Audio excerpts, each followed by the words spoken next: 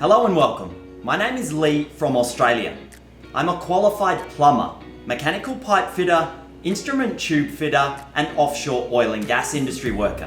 If there's one thing I've learned in the 20 years that I've worked in these industries, it's the importance of owning a good quality and reliable toolkit. Not only to get the job done efficiently, but also safely. Today, we're here to introduce you to the King Tony aluminum pipe wrench. In my experience as a plumber and a pipe fitter, an aluminium pipe wrench comes into its best use when using on round pipework. I've also found an aluminium pipe wrench very handy to use when dealing with old nuts that may have rounded off edges. The King Tony aluminium pipe wrench is 25% lighter than other heavy duty models on the market.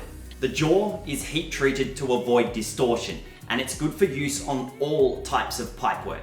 The easy spin nut makes adjustment very fast and efficient. A couple of tips I would offer on the use of an aluminium pipe wrench is first to do with safety. Never pull an aluminium pipe wrench when tightening or loosening a nut towards your face. Always push away.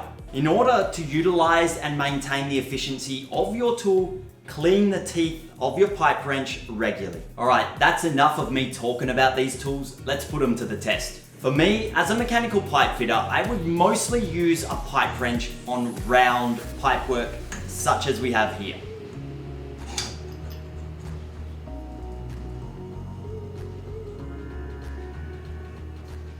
When you're working in the field, you may not always have the correct tool to hand. This is when an aluminium pipe wrench comes in very handy. It's also suitable for dealing with brass fittings such as these that are in not so good condition. They may have rounded off or damaged edges. You can't get your adjustable shifter or ring spanner on there without slipping. A serrated pipe wrench will do the job for you. I'll finish this video up today by mentioning that I think the King Tony aluminium pipe wrench is an essential tool in any tradesman's toolkit. Thank you very much for watching this video, and we'll catch you next time.